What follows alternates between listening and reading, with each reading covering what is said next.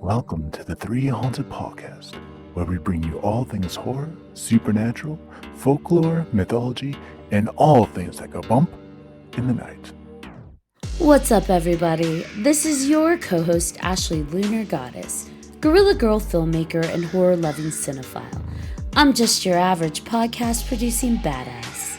And I'm John Thomas. If it's haunted, cursed, or just plain weird, I'm into it. From paranormal encounters to horror movie deep dives, urban legends, cryptids, count me in. I'm BJ Sewura, an aspiring paranormal musician who plays live for the dead because the living just doesn't want to hear me. What's up, ghouls, gals, and meta pals? In today's episode, we're stepping back into time to 1848 to discuss the Fox sisters, who played an important role in the creation of spiritualism. Joining us on this journey is historian Tracy Murphy. Welcome, Tracy. Thank you for having me. My favorite topic. I mean, it would make sense this would be your favorite topic because you play an important role in terms of the Palmyra house, right? So I am the caretaker and historian for the Fox sisters, but my day job is actually the director of Historic Palmyra's 5 museums. Oh, okay. I got that all sorts of jumbled. My apologies. Yeah, no, we work hand in hand, so it actually works out good. For our listeners, who most of them are probably not familiar with, who are the Fox sisters? So the Fox sisters were 2 young girls, 9 and 12, when they moved into a cottage in a little hamlet called Hydesville. Hydesville today has now been absorbed by the town of Arcadia, which is in just on the outskirts of the village of Newark, and that's in New York. They moved into this cottage and they started hearing these rapping noises. And the girls were able to, after a while, break through, and they actually started communicating with the rapping noises. How old were they when they started doing this? You said that they were young. When they started to actually have people come in and observe? They were 9 and 12. Oh, wow. Okay. Oh, yeah. 9 and 12. And, you think about 9-year-olds and 12-year-olds today, very different. Back then they were being 12 years old. Maggie would have been the oldest of the 2, and she was very mature for her age, probably ready to embark on a life of courtship and marriage and children. And her sister Kate was 9. And this is what they did. It kind of set the path for their lives once they started to communicate with the spirit.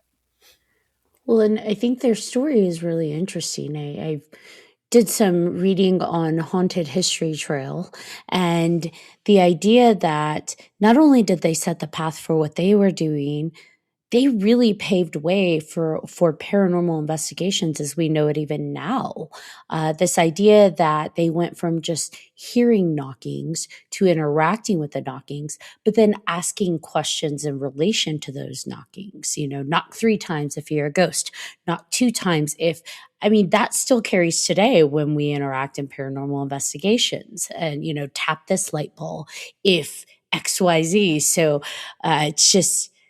they really are, the 4 daughters. Right. What would you call them? Yeah. The 4 mothers of paranormal investigation, kind of as we know it now. Yep, absolutely. And the funny thing is that for them, it became a way of life. Some people, when they find out like, oh, I'm able to do this, they still have a day job. But for them, it was the only thing they knew. Once they discovered that they had the spirit of a murdered peddler living in their basement, not only did their mother kind of sweep them away and get them out of there because she was terrified, but once they came to the realization that, this is okay, it's not hurting us, it's not hurting anyone else, it became a way of life. That's how they made their living. And boy, did they go through scrutiny. It was not an easy way to live. You think about how challenging it is for mediums, even now, during a time where it's a bit more normalized and accepted, right? Yeah. And I can't even imagine how difficult it must have been for them, especially being young. That's already age would be something that they would probably be scrutinized and discredited on alone. Absolutely. And one of their very first public demonstrations was in 1849. So it was just a year after they had really discovered that they could, they were mediums, and they were put on display, literally. They were taken to a large auditorium. They were put on stage. There were scientists and physicians and all kinds of different people in the audience. And they basically were like, go ahead, call your spirits. Let's see what's going to happen. And when they did, and they started to prove that they could do this, that wasn't enough. And then they stripped them naked. And now we're talking 10 and 13-year-olds. So, I've seen some 10 and 13-year-olds, around my neck of the woods, and a lot of them are quite developed. So, that would not fly today. And they didn't even think twice. They put them up on a table. They were naked. There were men telling them, go ahead and, call your spirits, see what happens. And when they did, these men would grab their joints because they were so convinced that they were cracking their joints that, they just had to call them out. And at the end of it, the conclusion was they couldn't come to any conclusion as to how they were doing it because they weren't cracking their joints. So, a lot of embarrassment, mostly for the girls, but it was a sad way of life. And one thing I think about, I have a 8-year-old, well, he's about to be 9-year-old nephew, and you get thinking about, kids and their imaginations and all of that. And, like, I'm sure that was initially something that, the parents were even like, I don't know if I'm ready to take my kids into this kind of world with all these people, because, you're putting them at risk for so many things, like you just said. And, just them being able to do that, like, I don't know, that must have been very tough for the whole family. I think it was incredibly tough, and I think that it really set the stage, so to speak, for where they would end up in adulthood. When this first started happening, one of the girls even suggested that someone was trying to trick them because it was March 31st and the next day was April Fool's Day. And, even then, the girls were like, oh, we know what this is. Somebody's trying to trick us. But when they realized that it was this murdered peddler and he was reaching out to them, basically saying, listen, I'm here. I know you can hear me. You've got to tell my story. And their mother was totally against it. And, if you think back to 1848, women did not have voices, let alone little girls. That the old adage is you were seen and not heard. So, for them, I think it was kind of a scary time because of all the attention they were getting. And then you've got this whole other side of it where, your best friends are basically the church. Monday through Saturday, you're pretty much going to work, doing your thing, going to school. Sunday was reserved for church. And this was they weren't very happy about this. Mrs. Fox, their mother, she went to the church and basically said, what did we do? have we been cursed? And they shunned her. They were like, we don't want anything to do with this. And I think it was really difficult for her. And she thought, maybe they are trying to trick me, and I'm going to get the better of this, and I'm going to separate the girls. And she separated them. One went to live in Rochester with her older sister, and the other one stayed in Hydesville with her brother. And it just kept continuing. It was happening in Rochester. It was still happening in Hydesville, and it was still going on in the little cottage. So, once they came to the conclusion that, geez, it doesn't matter really what we're doing. We've got to get these kids together and just see what happens. And from there, they went on a world tour. Was there any record of them experiencing any aspects of their mediumship ability prior to being in that home? Or was that home really the kickoff point for that kind of awakening and harnessing of those gifts? There isn't any written record that I have found. However, it was written that their mother and her sister may have had some I'm not sure what to call it. They had like a third eye, or they would know things before they happened.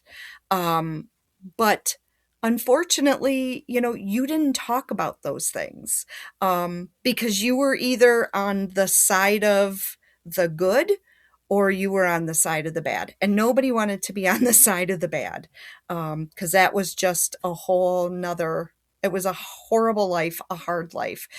But I think, one of Mrs. Fox's first sentences when she walked into the home, she looked around and she said, "Oh, this house is haunted." So I think she must have had some feeling, and then for the girls, it was just, "Oh, do you hear that noise? Do you hear that noise?" And I think they're very much like we are, even today. I mean, I work in haunted museums, and I hear a noise, and I still want to try to explain it. It's anything but our spirits, and then there's days where it's like, oh yeah, it's so and so, upstairs running down the hall.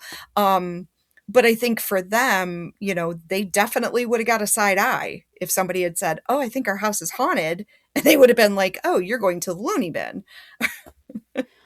Are all 5 of the museums that you work with, have you experienced paranormal in each one? Or is there one that's just a little more active? We have 2 that are super active. We do paranormal investigations on the weekends, and we use these 2 in particular. One museum is located on the site of a home that had a horrific fire in 1964. And a mom and her 6 children were killed in the fire, and their basement is in our basement. So they are very much present within the museum itself.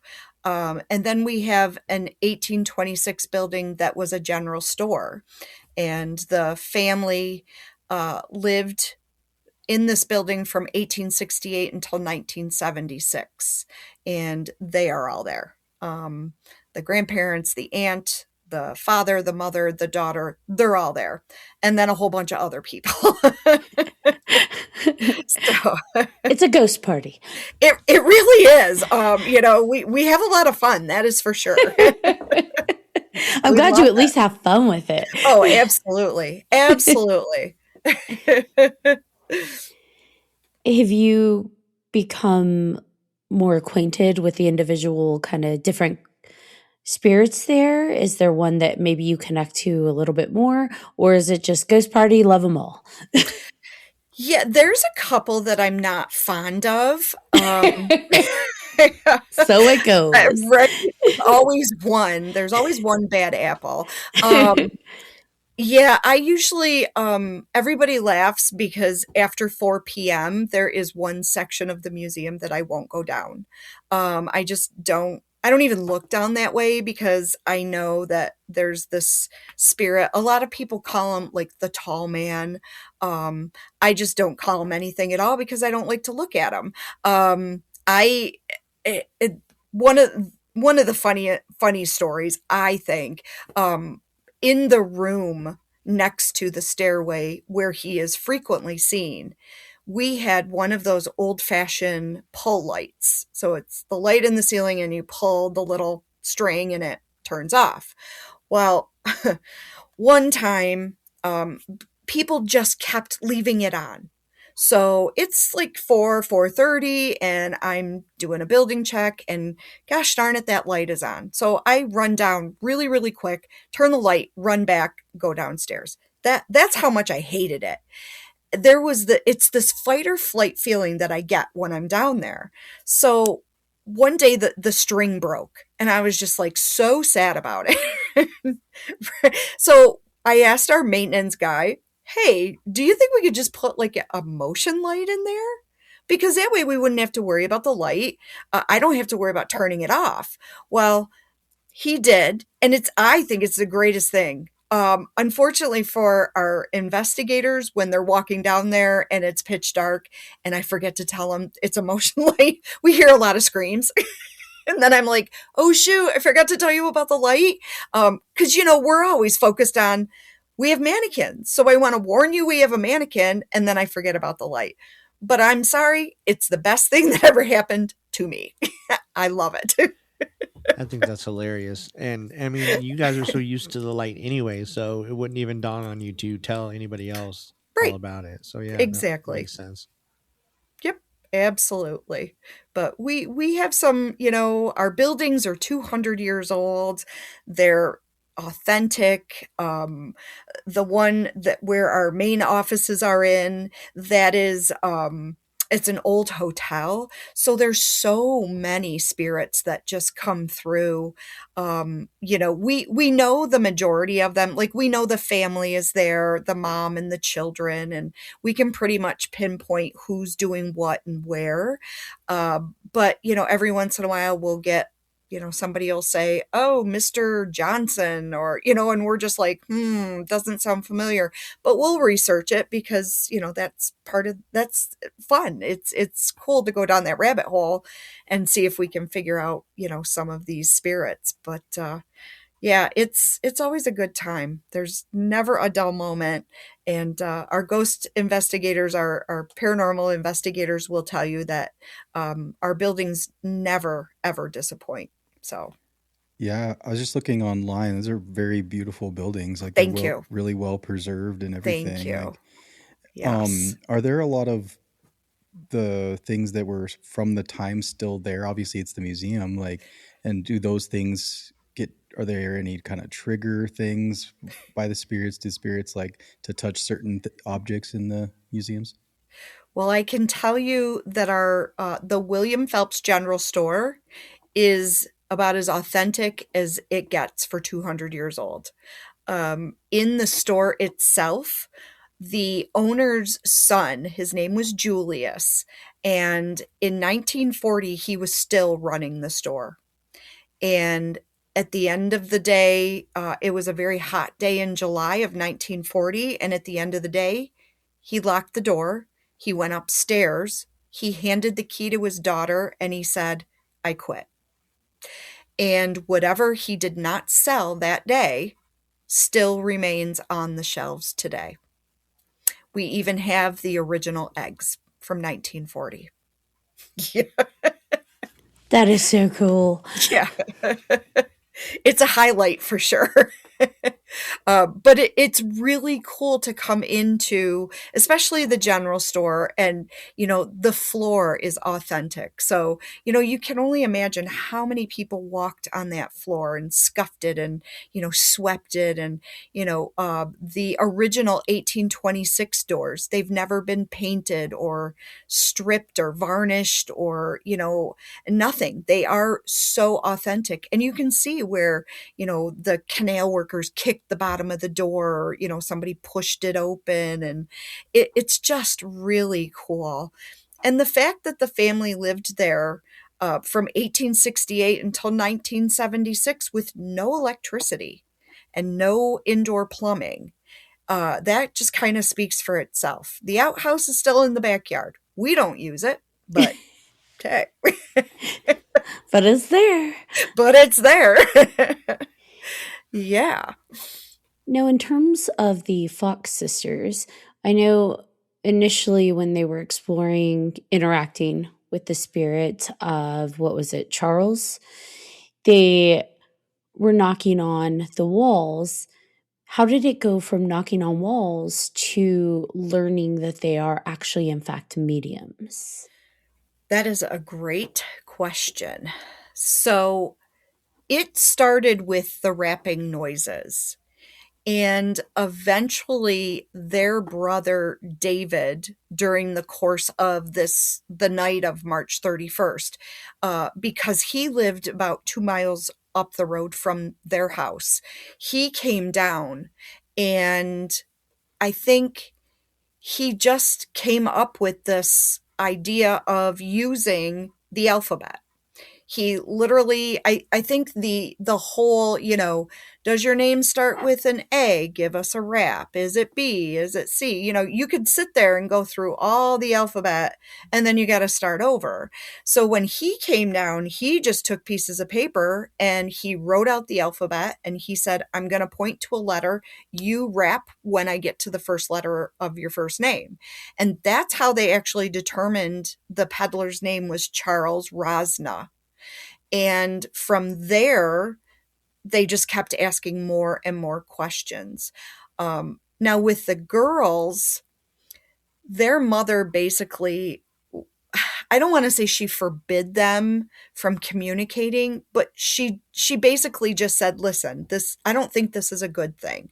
And I don't want you to have any interaction with these noises. That night, when she put them to bed, she told them, if you hear those noises, I want you to ignore them. This is getting to be ridiculous. And I think for her, she was trying to kind of rationalize, how is this happening? Like, what is going on here? I've lost control of my house. But for the girls, I think it started out as a game, like, oh, did you hear that? Well, and then, finally one of them says, okay, well, you made two noises. Now I'm going to make two noises and you do it back. And, and basically that's what happened. But then on the flip side, they started hearing voices. And I think, especially the younger sister, Kate, she started looking into different ways of communication. She was much stronger. She was a much stronger medium than her sister Maggie. She started doing automatic writing. And I think, being able to be around people that were very like-minded and weren't going to say to them, oh, stop it, it's your imagination, you don't know what you're doing or you're saying. Instead, they had people that were like, oh, this is very interesting. Why don't you talk to so-and-so? And I think that's really how it started with, the seances, and then they were doing messages, and they would sit down with someone and they would get a message. And one of the messages that they did receive was basically, we're not going away, and we're going to keep bothering you until you tell the world what we want you to tell them. And, I think most mediums will tell you it's like a constant buzzing in your ear. And, sometimes you got to find that person to give that message to make it stop, make it go away. And I think when they weren't able to do that is when they started, they got a little older and life got a little harder. And that's when they started to, they started drinking alcohol. And, being in the 1800s, I don't think anybody knew how bad it was going to be, especially for two young women. As a parent, I can see, why she would tell the kids to stop, and maybe even being afraid of the fact that they are communicating with something or someone, and not realizing, and realizing basically it's not their imagination. And of course, I don't think, Right. as kids, we're not taught that it's not real or any of that until like later in life. So I'm sure they were having fun with it for sure until, like you said, they got older and then everything like that. But Yeah. yeah, Well, and life gets harder too, right? It's you start to grow up and you're not these cute little girls anymore, and now you're young women and you're expected to act a certain way. And I think for Maggie, unfortunately, I think Maggie had a pretty rough go at it. Being a little bit older and having a little more schooling, she was prepared to be a housewife and a mother, and and kind of go along with the times, where Kate was a little younger and still could rebel without getting into any trouble. And you know Maggie, they say Maggie's biggest downfall, and I honestly believe her biggest downfall was she fell in love.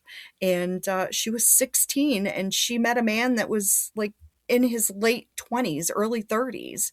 And he came to see her because his brother had died. And he showed up at a seance and he pretty much never left. He fell in love with her and she fell in love with him. But his family despised her. One, because she was 16. Two, she was a spiritualist and she didn't have any money. And he did. He was a very famous Arctic explorer. He had a lot of money. They were a very Catholic family, and they just absolutely refused to acknowledge her existence. And probably still to this day, if he has family members alive, they will probably tell you that they were never married. However, back then I could walk down the street and grab some man's hand and say, I marry you, you marry me, and now we're married. That's kind of how it worked. Today you need the license and all that other stuff, but yeah, they frown on that stuff.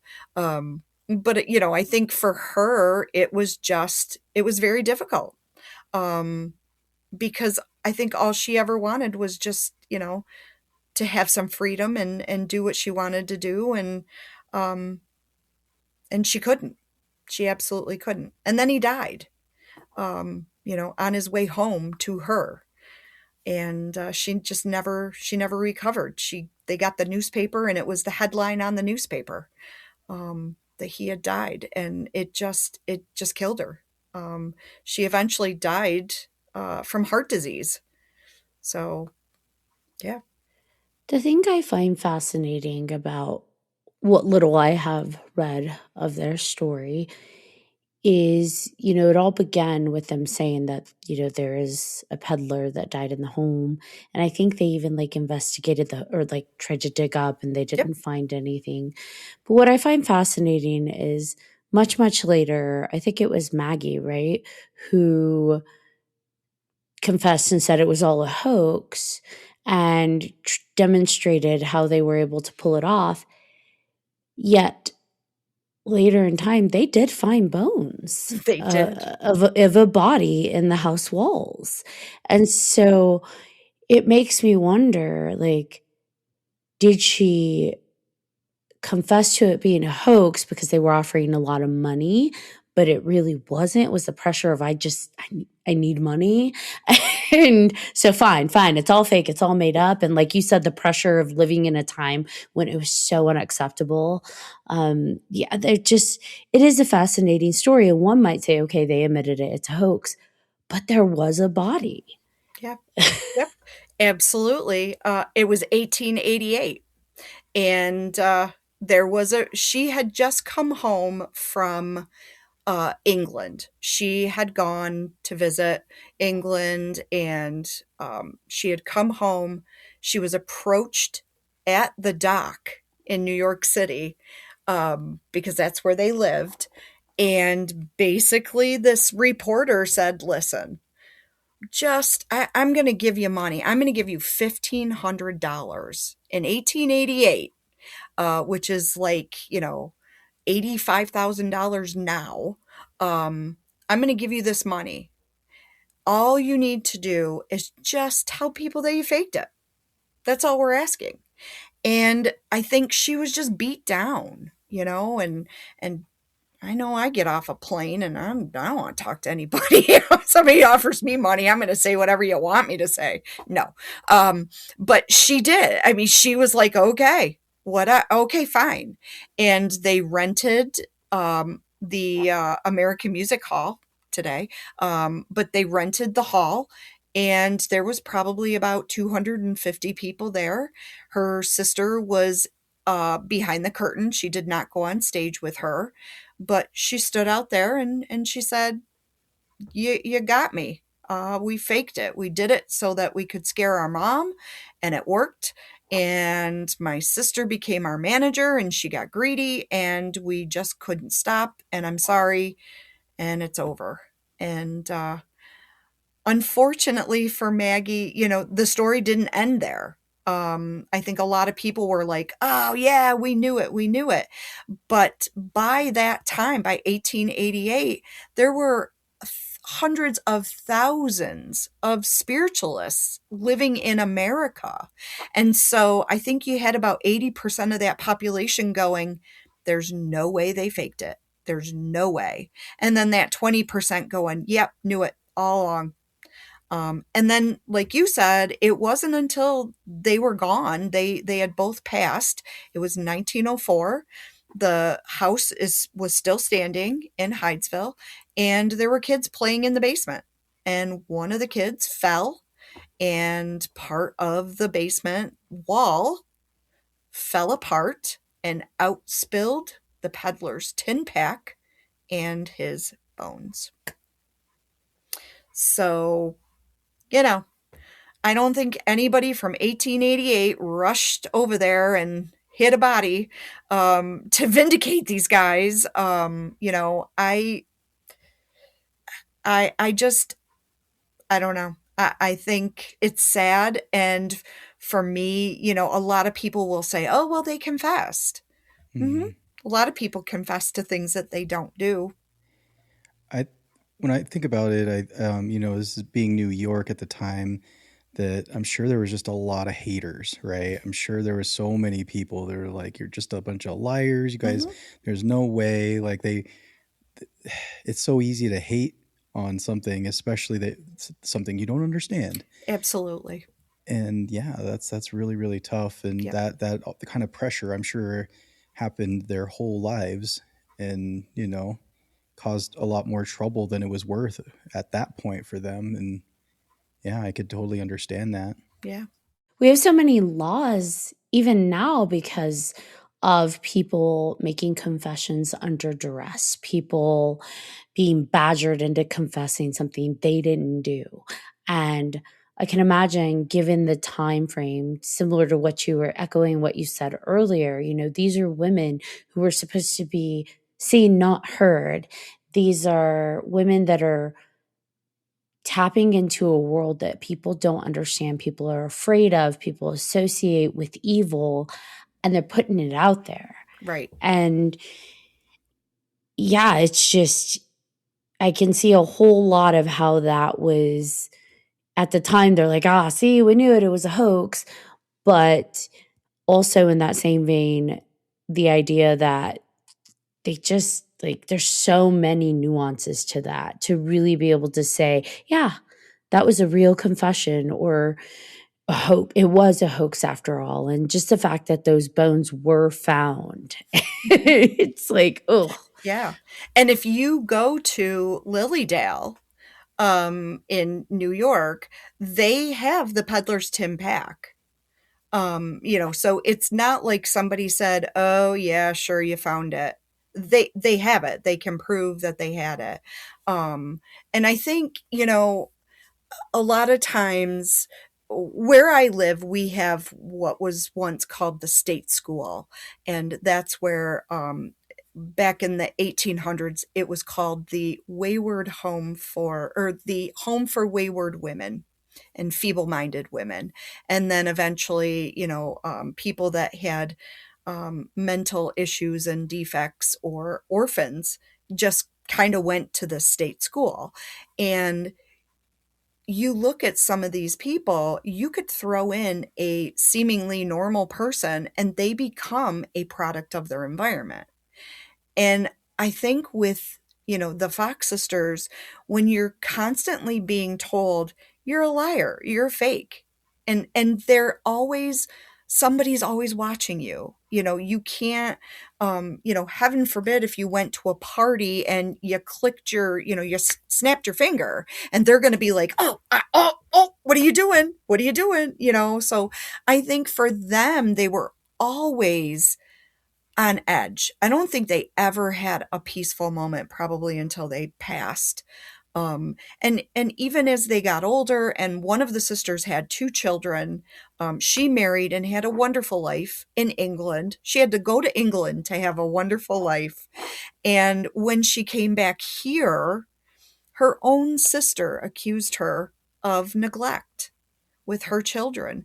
And, I think that's when it really started, that they were like, this is never going to stop. What do we need to do? And living in New York City today is, we all know it's very expensive. New York is horrible. I don't even live in the city, and it's, it's hard. But for them, the only means of making money for them was mediumship. And, like I said before, they weren't cute little girls anymore. These were, women. They were not elderly women because they were in their 50s, but I guess they would be considered elderly back then. But it wasn't all fun and games anymore. It was like, oh, who wants to go to the Fox sisters? Oh.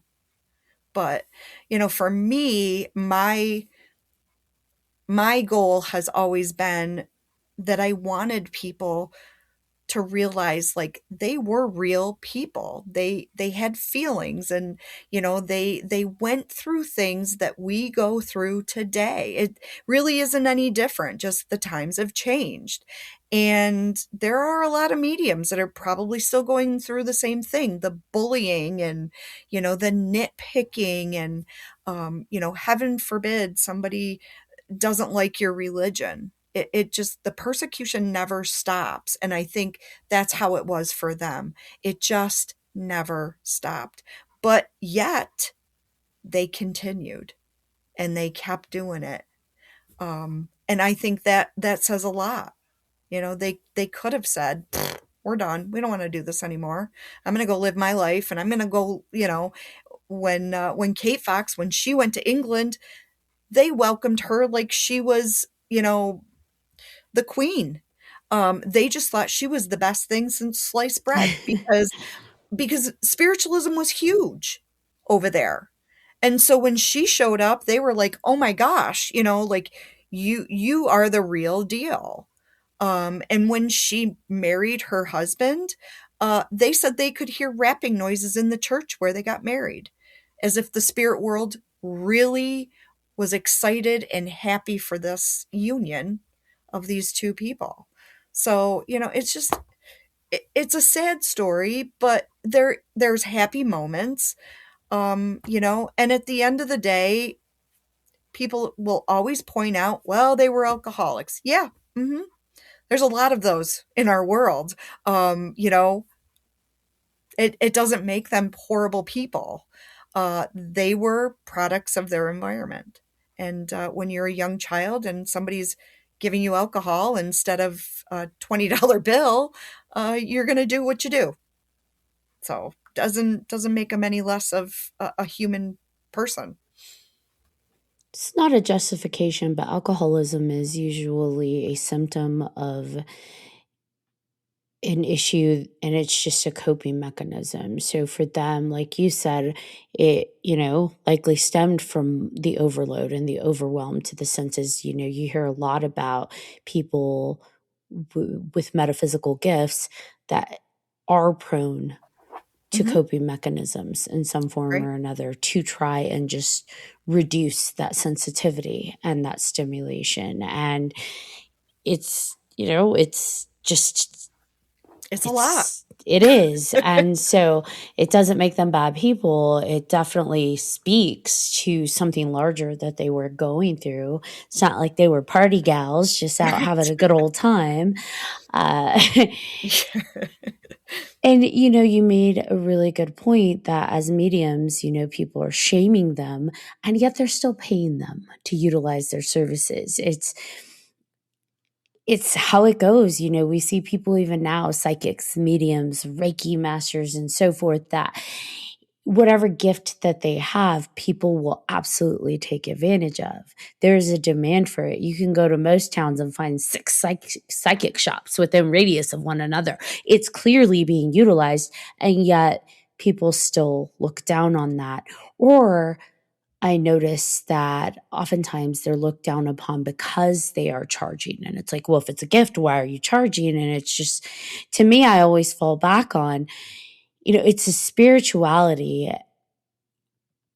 that is no different. And I'm probably going to get, backlash for saying this, Right. but it's no different than deacons or priests or preachers or you name it, that get paid, they get housed, they get fed, they get taken care of to go in and speak the good word. And to me, it's just a different spirituality. It's just a different end of the, spiritual spectrum.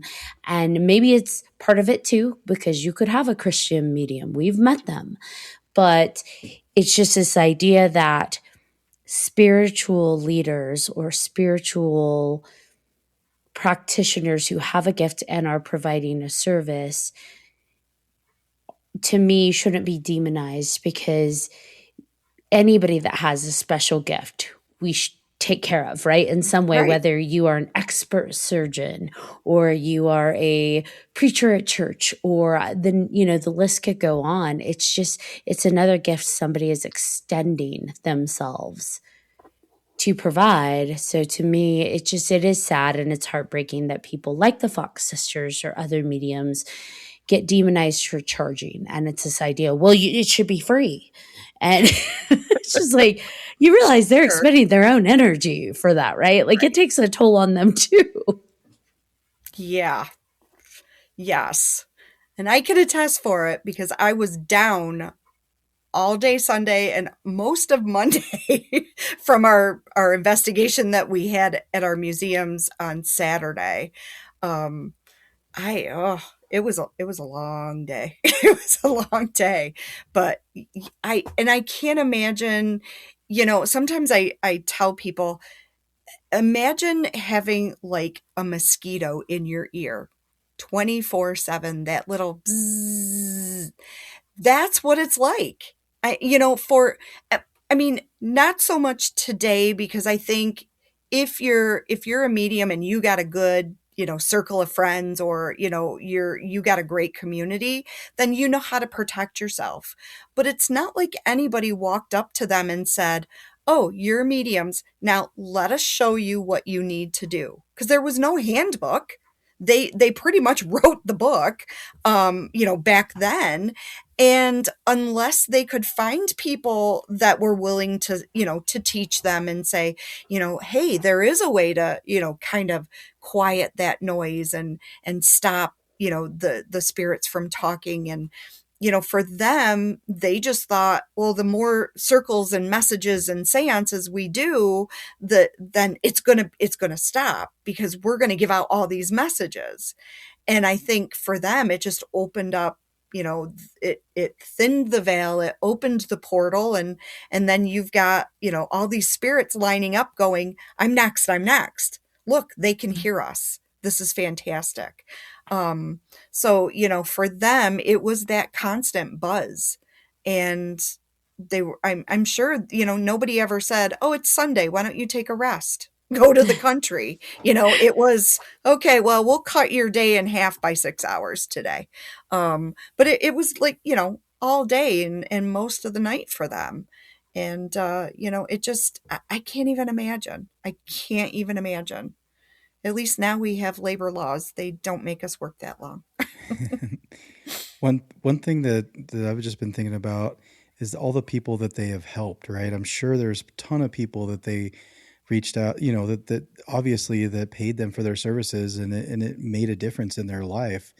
And I think that's the silver lining, right? Like, even though they did go through all of this, they kept doing it for a reason. I mean, obviously to make money, to survive, but also to help people, right? And Absolutely. I'm sure there was plenty of stories like that where, and that's the shame of it, because it's like, where are all these people when they're like, oh, she says that they were a hoax? It's like, no, they're not. They helped me.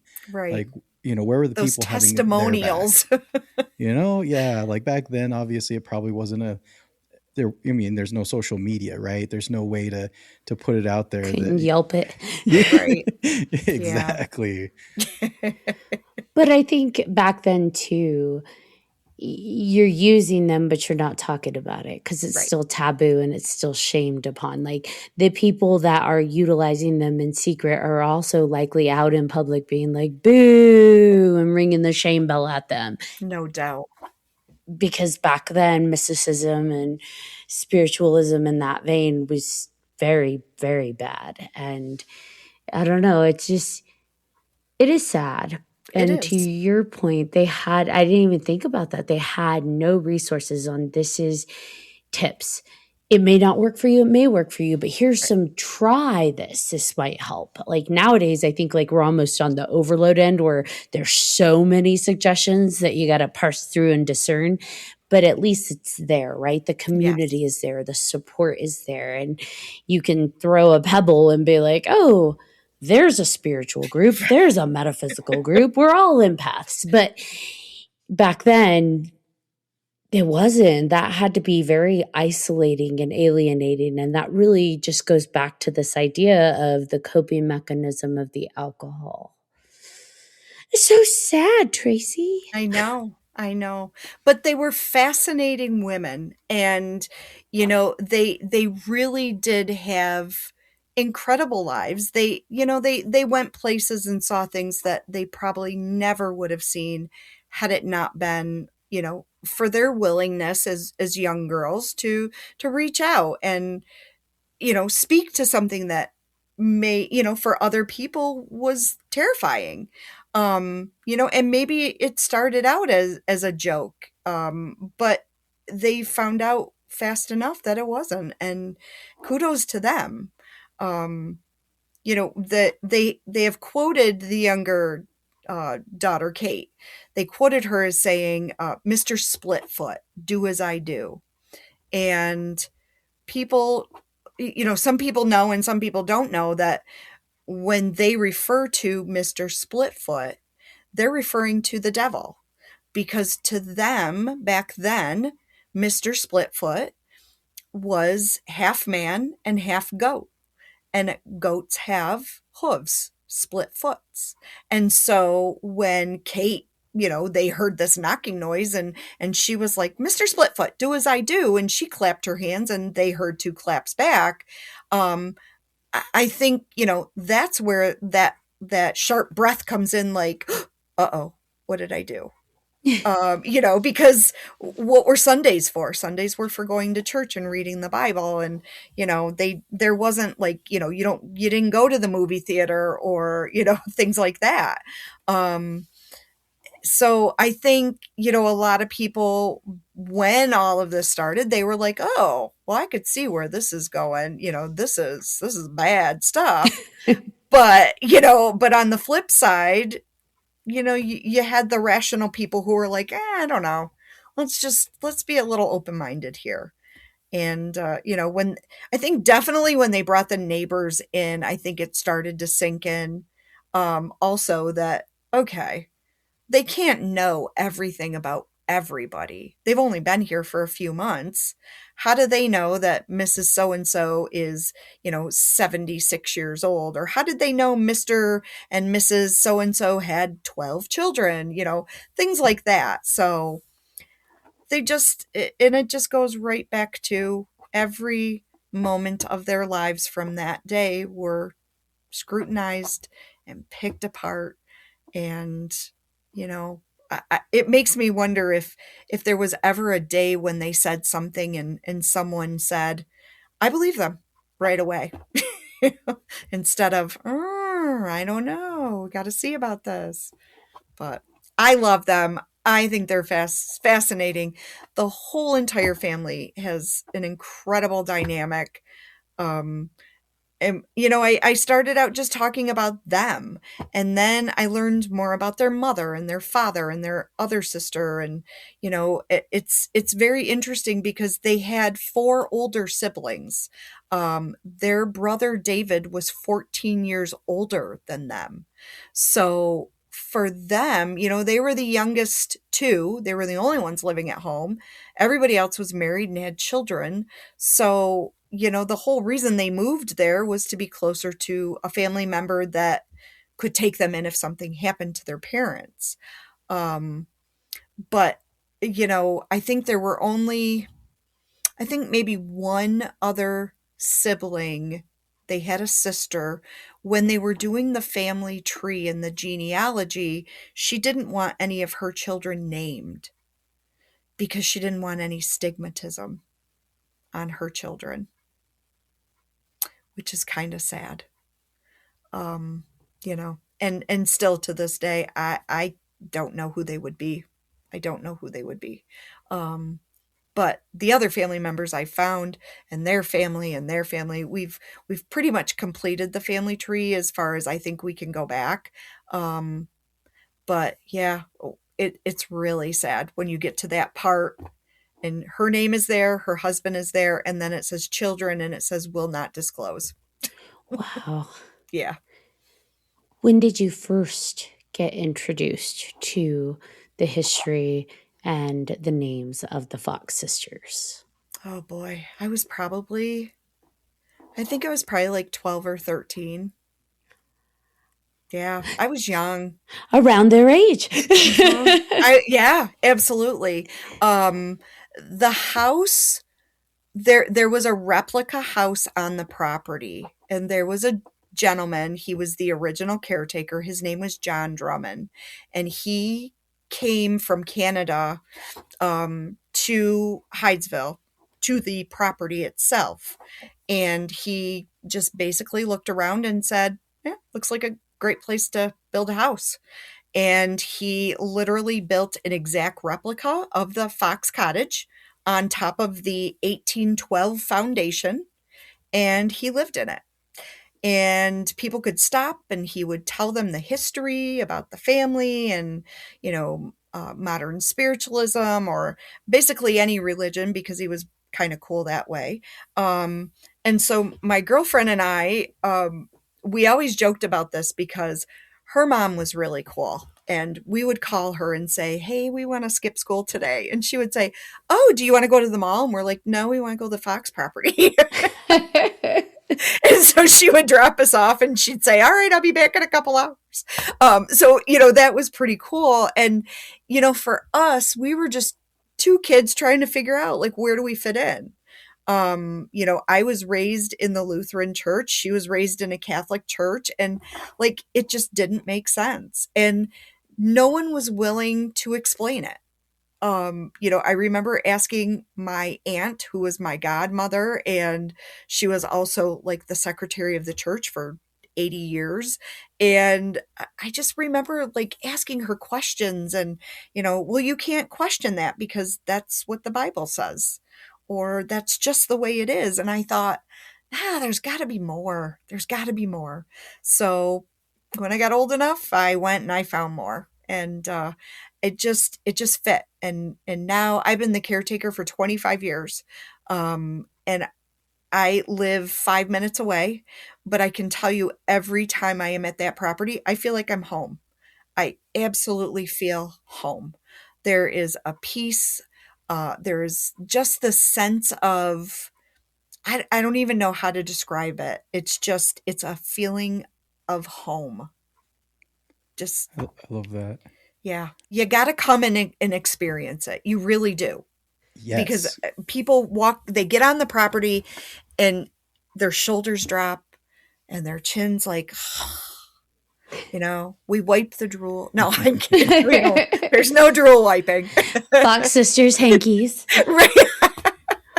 Well, what I Yeah. love is when I was looking at the website for the museums and everything, that you have on March 14th, you're going to be talking about the Fox Sisters. Yes. And you have also chili and cornbread will be available with the lecture. And I was like, oh man, that's perfect. Like, Yep. Get delicious food with this great story. And Absolutely. that's the dream for me. Like food Yeah. and ghosts and history and Of course. well preserved places, right? With people that are passionate about it. Like that's the best. Who doesn't love haunted history? I know, right? Now, Tracy, how did the transition happen between Mr. Drummond being the caretaker and you becoming the caretaker? Oh, Mr. Drummond. Oh, goodness. Mr. Drummond was a sweet man. He really was. He was a little eccentric. He was living in the house. He put some wood in the wood stove and a fire started. Oh. And unfortunately for him, there was some smoke and water damage. It wasn't anything that couldn't be fixed. But unfortunately, he was hurt. He had been burned. And he said, I'll be back. Don't worry. I'm going to fix it up. I'll be back. And he didn't make it back. He is actually buried on the property with his wife. They do not have a stone, but we know where they are. And every once in a while, if you're really lucky, you can catch a glimpse of him because he is ever present. Not right now because he's sleeping. He is a hibernator. So I put him to bed in November. I wake him up in March. That's the way it goes. But after that, the house just kind of sat there. We went through a period here in our county, Wayne County, where Satanism was a thing. In the 80s, everybody was listening to, you played your records backwards, it was satanic, whatever. The village and the town were a little concerned. They thought that people were breaking into the house and doing things they shouldn't be doing, which was absolutely ridiculous. And so they asked the people who they thought owned the house if they could do a controlled burn, and they said yes. Later, we found out that these people, they really did believe they owned the house. They thought that Mr. Drummond had given it to them, had willed it to them, whatever the situation was. However, we did find out that Mr. Drummond did not own the house. He didn't own the property. He just showed up one day and said, I think I'm going to live here. Oh boy. What he said. Yeah. That's pretty awesome. But So he was a lifelong squatter. He was. But the best part is he started a spiritualist church on the property and he registered it. So it was authentic. So it was church property. Oh. Unfortunately, the house had already been burned, but the national church, the National Spiritualist Association of Churches, the mothership, owned the property.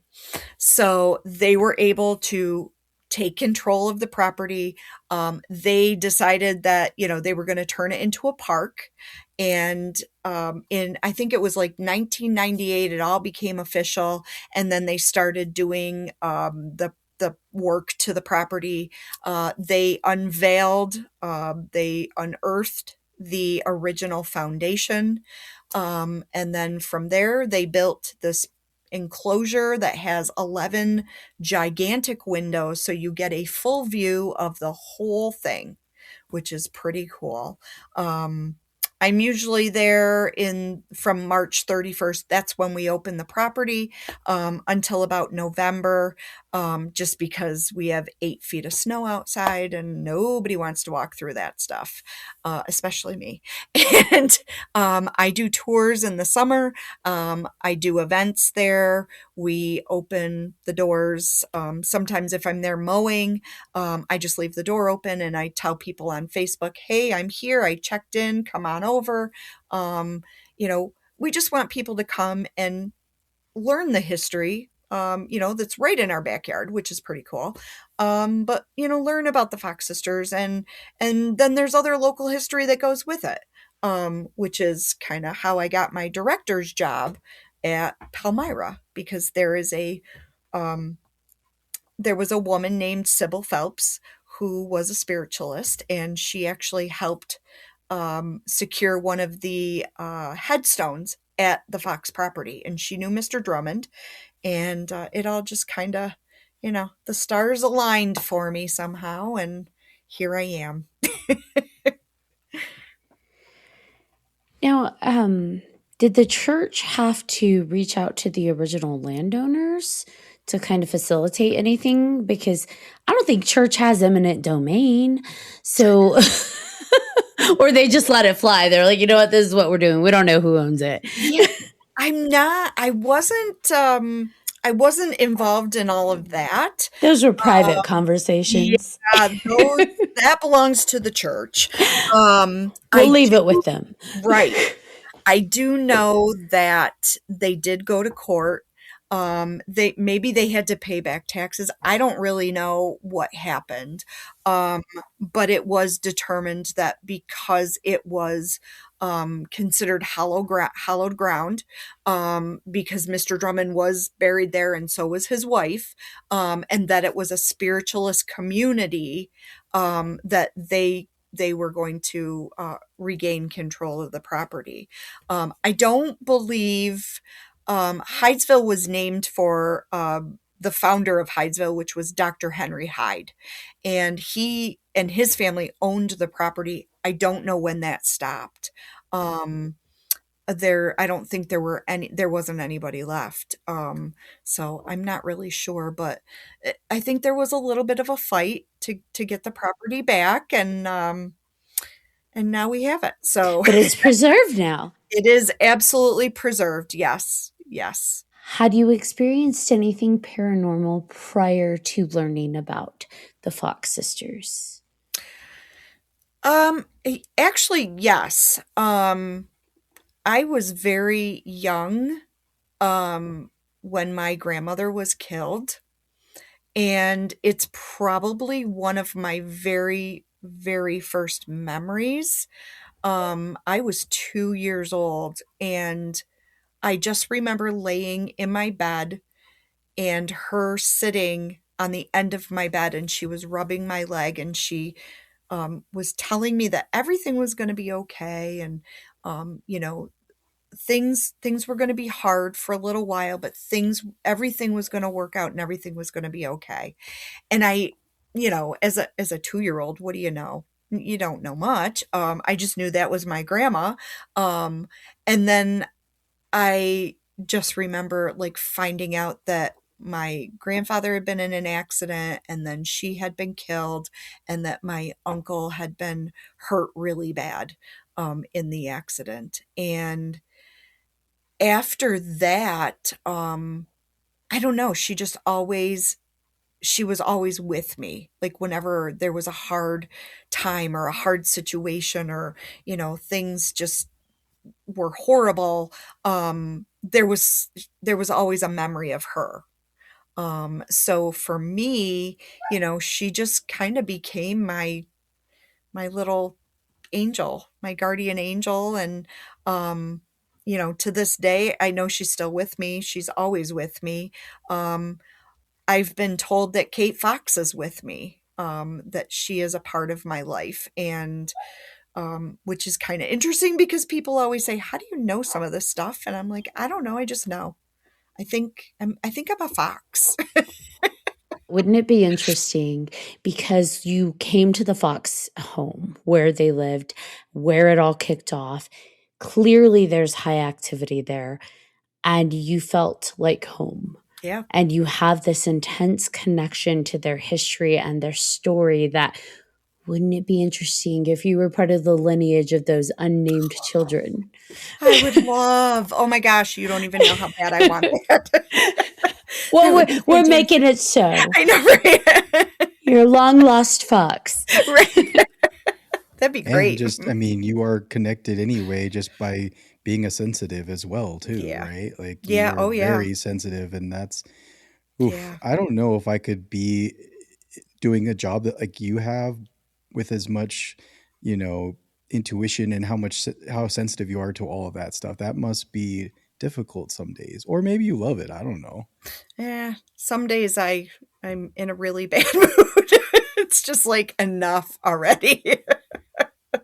But I think, when you grow into it or you grow up with it, like you know that bubble, you put that bubble up, and after a while, in the beginning you get up every morning, you're like, okay, nothing but the highest and the best, and nothing's going to break the bubble today, and if I want to talk to you, I'll talk to you. And now I think it's just an automatic thing that I don't even like think about it anymore. I just get up and I go to work, and I walk in, and like if the alarm is going off and I'm looking at everybody going, what's going on? And they're like, oh, we just thought the spirits were messing around. And I'm like, oh, so you didn't think maybe somebody broke in? Or, like, what?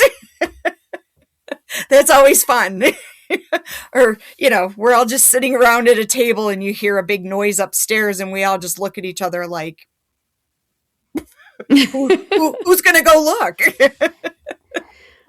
Yeah, I think sometimes you just adapt too. It depends what you're experiencing, right? But this idea of, like you said, the noises, you just get used to the noises. It's becomes just another part of the things we hear. I think for me, I have always had a fear of seeing things. So the idea of, okay, I just saw something used to really freak me out. But over the past year, I've started kind of getting a glimpse more of things. And I'm like, oh, nuts. But it's starting to become one of those, oh, Yep. okay, it's just another, Right. it's another way to perceive. So Absolutely. maybe the more you experience it, BJ, the more you'd adapt anyway. So I vote you go Right. work at a haunted place. Tracy, this has been so awesome. The time has flown by. Yeah. Are there any other stories you'd like to share before we start to wrap things up, or any events you'd like to speak to? Oh gosh, we're always doing events, especially in Palmyra. The big event for the Fox Sisters is March 31st. If it's not on a Sunday or a Saturday, I try to do it on a weekend. And I'm not sure what day I'm doing it. It's too far away to look now, but yeah, this is our downtime. But we open the property. I'm always there. I'm usually there, like noon until 5 or 6, and people can just show up whenever. I will sit there and tell you the history. I usually tell it like 3 or 4 times during the day. I have refreshments. If it's, a big celebration for our 175th anniversary. We had the mayor do a proclamation so that March 31st will always be known as Hydesville Day, which is fantastic. But Palmyra, we've always got stuff going on. We have we celebrate Sybil Phelps' birthday in October, and she was the spiritualist that helped out with the Fox property, and we absolutely adore her. And like I said, I'm always talking here and there and everywhere about the property and the Fox sisters, probably until they put me in my casket. No. And then some. I'll probably sit up at my funeral and say one more thing. And then someone will be talking to you on the Fox property. Right? Yeah, I'll be there. With John Drummond. Yes, absolutely. Yeah. He'll probably give me an earful. This just got really morbid. And where can people find more information about Palmyra as well as the Fox sisters? We have Facebook pages. The Hydesville Memorial Park is one of them. We have a group called the Fox Sisters of Hydesville. Palmyra, we have Historic Palmyra. Palmyra, New York is our Facebook page. We also have a historic, I think it's historically haunted. They're going to kill me. Historically haunted Palmyra. One page will lead to another. That's pretty much it. Or if you just want to find me on Facebook, I am Tracy Hippie Chick Murphy. And then I can throw you to the other pages because there's lots of them. But yeah, we're everywhere. TikTok, Instagram. We have a website. We'll follow you on everything. Everything. Please do. Yes. We have a good time. And I also would like to take a moment to just give a huge quick thank you to CL, because CL is the reason that I learned about you and caught that episode, was completely just fascinated. So I'm like, hi, Tracy, would you like to come on and talk about the Fox sisters? So thank you, CL, for even bringing Tracy into the realm of our awareness. Absolutely. That was perfect.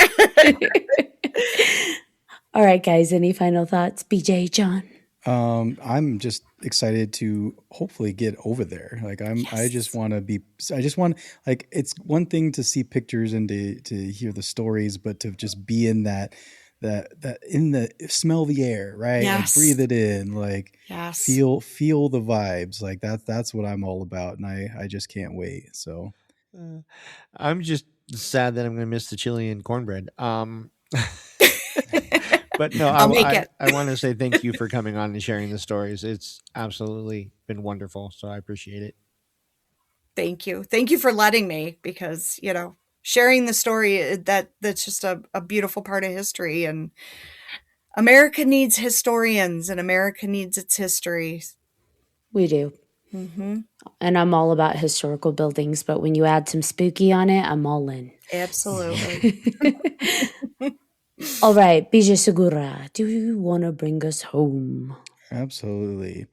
So again, thank you, Tracy, for coming on with us. It's been just a pleasure. Like, you're so warm and just inviting, and it's just great. It's just definitely one of the people that we would love to have on again. And just, just like all of our other guests that we have on, there's just so much positivity and, like, vibrating high. You're part of our vibe tribe.